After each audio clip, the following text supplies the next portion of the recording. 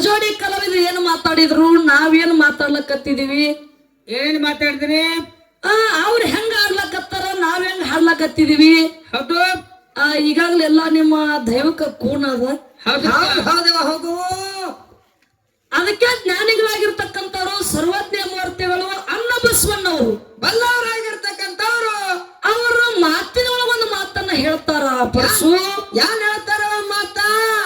ಉಳ್ಳವರು ಶಿವಾಲಯ ಕಟ್ಟುವರು, ನಾನೇನು ಮಾಡಲಿ ಕಡುಬಡವನಯ್ಯ. ನಾನೇನು ಮಾಡಲಿ ಕಡುಬಡವನಯ್ಯ. ಉಳ್ಳವರು ಶಿವಾಲಯ ಕಟ್ಟುವರು, ನಾನೇನು ಮಾಡಲಿ ಕಡುಬಡವನಯ್ಯ. ಹೌದು.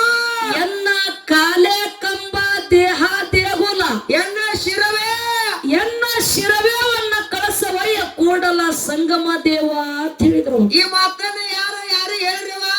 ಈ ಮಾತನ್ನ 12ನೇ ಶತಮಾನದೊಳಗ ಅನ್ನ ಬಸವಣ್ಣವರು ಗುರುವಿಗೆ ಹೇಳ್ತಿದ್ರಂತ. ಹೆಂಗದು ನೋಡು, ಎಷ್ಟು ಚಂದ ಮಾತುಗಳನ್ನು ಹೇಳ್ತಿದ್ರು.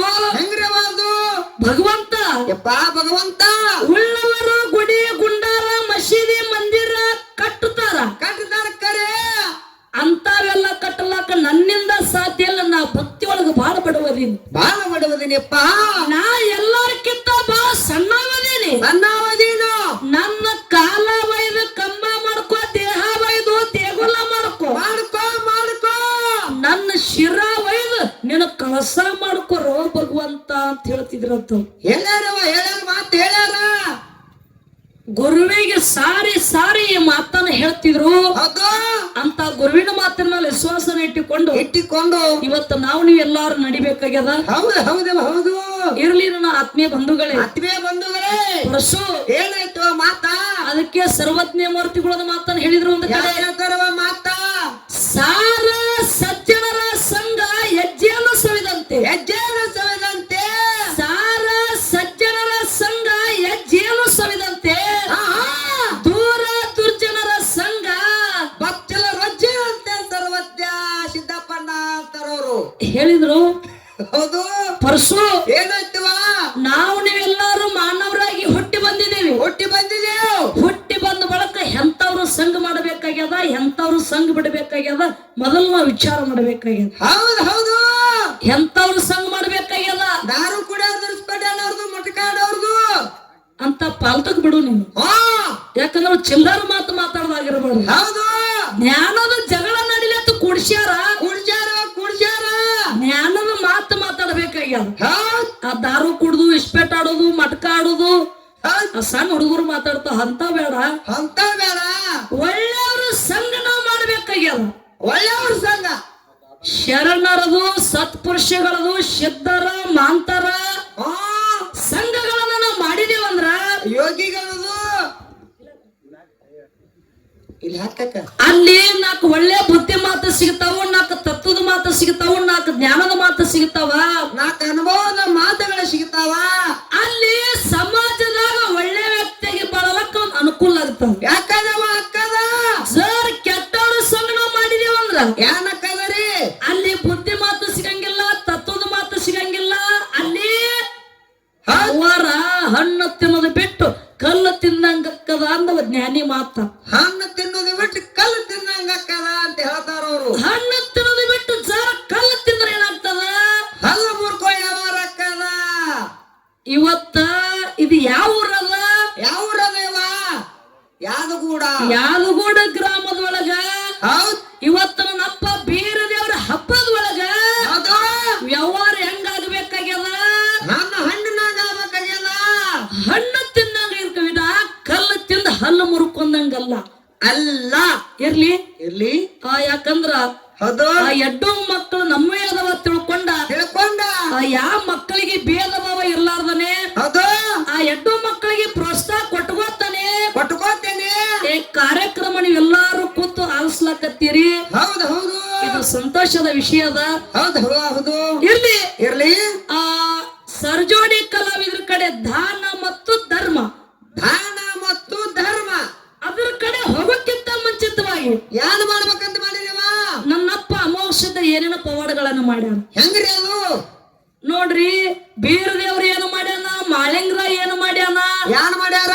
ಅಮೋಕ್ಷದ ಏನು ಮಾಡ್ಯಾನ, ಮಲಕಾರ್ಷದ ಏನು ಮಾಡ್ಯಾನ, ಎಲ್ಲಾ ಡೊಳ್ಳಿನ ಪದವ್ರ ಕೈ ಎಲ್ಲ ಹೋಗಿಬಿಟ್ಟಾವ ಈಗ. ಹೌದು ಹೌದು ಇವೆಲ್ಲ ಮಾಯ ಆಗ್ಲಕತ್ ಬಿಟ್ಟಾವು. ಮಾಯಾಗ್ಲಕತ್ತಾವ. ಯಾಕಂದ್ರ ಮಾಯ ಆಗ್ಲಕತ್ತು ಮತ್ತೇನೋ ಸ್ವಲ್ಪ ಬೆಳಕಿಗೆ ಬರ್ಲಕತ್ತು ಹೊಳ್ಳೊಳ್ಳಿ. ಓ ಹಿಂದಾಗ ಜೈ ಕರೆದಾರ. ಕೆಲವೊಬ್ರು ಬಾಯಾಗ ಮಾಳಪ್ಪ ಬೀರಪ್ಪ ಮೋಕ್ಷದಂದ್ರ ಬರಲಾಗ್ಯಾವ ಹೊಟ್ಟೆ. ಅವು ಹೊಂಟಾವು. ಹೌದು ಅವಕೂರ್ನ ಹೋಗಿಸಬಾರ್ದು. ಹೌದವ ಹೌದು. ಒಂದ ಅಮೋಕ್ಷದ ಮ್ಯಾಲ ಹಾಡ್ಲಕ್ ಬಂದಿದೆ, ಒಂದು ಮಾಳಿಂಗ್ರನ ಮ್ಯಾಲ ಹಾಡ್ಲಕ್ ಅವ್ರು ಬಂದಿದಾರಪ್ಪ ಅಂದ್ರ ಹೌದು ಇತಿಹಾಸ ಬರ್ಬೇಕು ಸ್ವಲ್ಪ ಸ್ವಲ್ಪ. ಬರ್ಬೇಕು ಬರ್ಬೇಕು. ಆ ಬೀರ್ದೇವ್ರ ಜಾತ್ರೆ ನಡೆದದ. ನಡ್ದದೇವ ನಡ್ದದ. ನನ್ನಪ್ಪ ಬೀರ್ದೇವ್ರ ಅಂದ್ರೆ ಏನದಾನ? ಯಾನದ ನೀವ? ಆ ಮರ್ತಿಲಕ್ಕದಾಗ ಏನೇನ ಪವಾಡಗಳನ್ನ ಮಾಡ್ಯಾನ. ಕೂನ ಯಾನ್ ಉಳಿಸ್ಯಾರ? ಯಾರ ಹೊಟ್ಟಿಲೆ ಹುಟ್ಟ್ಯಾನ. ಹೌದ್ ಹುಟ್ಟಬೇಕಾರ ಕಾರಣ ಏನದ? ಯಾನದ? ಯಾರನ್ನ ಉದ್ಧಾರ ಮಾಡ್ಯಾನ, ಯಾರ ಸಂಹಾರ ಮಾಡ್ಯಾನ ಮಾಡ್ಯಾನ. ಬೇಕಲ್ಲ. ಹೌದ್ರಿ. ಇದು ಒಬ್ರು ಬ್ಯಾಗ್ ಏನು ಉಳಂಗಿಲ್ಲ ಯಾವ ಹೌದ್ ಹಿಂಗದ ಇರ್ಲಿ. ಇರ್ಲಿ. ನನ್ನಪ್ಪ ಅಮೋಕ್ಷಿದ್ದ. ನಮ್ಮಪ್ಪ ಮೋಕ್ಷಿದ್ದ. ಹೆಂಗ ಕೈಲಾಸದೊಳಗ ಭಕ್ತಿ ಮಾಡಿದ. ಹೆಂಗ್ರಿ ಒಂದು ಕೈಲಾಸ ಬಿಟ್ಟು ನನ್ನಪ್ಪ ಅಮೋಕ್ಷಿದ್ದ ಮರ್ತಿ ಲೋಕಕ್ಕೆ ಎದುರಿಸಲಾಗಿ ಬರ್ಬೇಕಾಯ್ತು. ಯಾಕೆ ಬಂದ್ರಿಪ್ಪ ಅವರು? ಯಾರ ಲಗ್ನ ಆದ ಮಕ್ಳು ಎಷ್ಟು, ಮರ್ಮ ಮಕ್ಳು ಎಷ್ಟು, ಗಿರ್ಮ ಮಕ್ಳು ಎಷ್ಟು, ಕುಲ ಯಾವುದು, ಗೋತ್ರ ಯಾವುದು, ಜಾತಿ ಯಾವುದು, ಬೆಡಗ್ ಯಾವುದು ಹೇಳ್ಬೇಕಾಗ್ಯಾವ. ಹೇಳ್ಬೇಕಾಗ್ಯದವ ಹೇಳ್ಬೇಕಂದ್ರೆ ಎಲ್ಲ ಸಾರಿ. ನಿಮಗ ಯಾರಿಗಿ ಬ್ಯಾಸರ ಆಗ್ಲಾರ್ದಂಗ ಆ ಸಂಕ್ಷಿಪ್ನಾಗ ಮಾತುಗಳನ್ನ ಮುಗಿಸಿ ನಾಲ್ಕೇ ನಾಲ್ಕು ಮಾತ್ರ ಮುಗಿಸಿ ಮತ್ತು ದಾನ ಹೆಂಗ ಶ್ರೇಷ್ಠ ಅನ್ನೋದು ಹೇಳುದದ. ಹೋಗುದವ ಆ ಕಡೆ. ಯಾವ ನನ್ನಪ್ಪ ತ್ರಿಕಾಲ ಜ್ಞಾನಿ ಅಮೋಘಸಿದ್ದ. ಅಮೋಘಸಿದ್ದ ಕೈಲಾಸದೊಳಗ 7 ಯುಗದೊಳಗ ಒಂದೊಂದು ಅವತಾರ ತೊಟ್ಟ. ತೊಟ್ಟೇನವ ತೊಟ್ಟೇನ. 7 ಯುಗದೊಳಗ ಒಂದೊಂದು ಅವತಾರ ತೊಟ್ಟ. ಒಂದೊಂದು ಅವತಾರದೊಳಗ ಒಂದೊಂದ್ ತರ ಭಕ್ತಿ ಮಾಡಿದ. ಮಾಡ್ಯಾನ.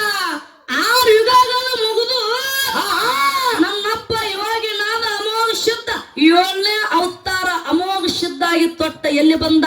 ಯಾವಲ್ಲಿ ಬಂದ್ರವ ಇವ್ರು? ಶಿವನ ಗದ್ದಿಗೆ ಮೇಲೆ ಜನಿಸಿ ಬಂದ. ಹೌದು ಹೌದವ ಹೌದು. 7ನೇ ಅವತಾರ ಶಿವನ ಗದ್ದಿಗೆ ಮೇಲೆ ಜನನಾಯ್ತು ಅಮೋಘಸಿದ್ದಂದು. ಅದ ಅಮೋಘಸಿದ್ದನ ಜನನಾಯ್ತು. ಪಾರ್ವತ ದೇವಿ ಖುಷಿಗೆ ನೋಡಿ ಅಂತಾಳ. ಏನಂತಾರವ? ಭಗವಂತ ಭಗವಂತ ನಿನ್ನ ಗದ್ದಿಗೆ ಮೇಲೆ ಖುಷಿನ ಜನನಾಗ್ಯದ. ಜನನ ಆಗ್ಯದ. ಇದ್ರ ಮರ್ಮ ಏನದ? ಇದ್ರದ್ದು ಏನದ ಮರ್ಮ? ಇದ್ರ ಇತಿಹಾಸ ಏನದ ನನಗ ತಿಳಿಸ್ಕೊಡು ಹೋ ಭಗವಂತ ಅಂದ್ ಪಾರ್ವತ ದೇವಿ. ನನ್ನ ಕಾಲಕ್ಕೆ ಏನ್ ಹೇಳ್ತಾನವ ಪರಮಾತ್ಮ? ಅವಾಗ ಭಗವಂತ ಹೇಳ್ತಾನ, ದೇವಿ ದೇವಿ ಇದು ನಮ್ಮ ಮಗು ಅದು. ನಮ್ಮ ಮಗುವದ. ಇವ ಕೈಲಾಸದೊಳಗ ಕೈಲಾಸದೊಳಗ ಒಂದೊಂದ ಯುಗದೊಳಗ ಒಂದೊಂದು ಅವತಾರ ತೊಟ್ಟು ನನ್ನ ಭಕ್ತಿ ಮಾಡ್ಯಾನ. ಹೌದು ಹೌದು. ಇದು 7ನೇ ಯುಗ ಅದ. ಆದ ಇದು ನನ್ನ ಗದ್ದಿಗೆ ಮೇಲೆ ಜನನಾಗ್ಯದ. ಅದು 7 ಯುಗದೊಳಗ ಅಮೋಘವಾದ ಭಕ್ತಿ ಮಾಡಿದ್ರ ಸಲುವಾಗಿ ಇವನ ಹೆಸರು ಅಮೋಘಸಿದ್ಧಾತ ಇಟ್ಟು ಕರಿ ದೇವಿ ಅಂದ. ಹೌದು ಹೌದು ಹೌದು. ಅವಾಗ ಭಗವಂತನ ಮಾತು ಕೇಳಿ ಪಾರ್ವತ ದೇವಿ ಸಣ್ಣ ಕೂಸಿನ ತಗೊಂಡು ಹೋಗಿ ಎದೆಗೆ ಹಾಕೊಂಡು ಎದೆ ಹಾಲು ಕುಡಿಸಿ ಕುಡಿಸಿ ಅಮೋಘಸಿದ್ದ ಅಮೋಘಸಿದ್ದ ಅಂತ ನಾಮಕರಣ ಇಟ್ಟು ಕರೆದ್ಲು. ಹೌದು ಹೌದು.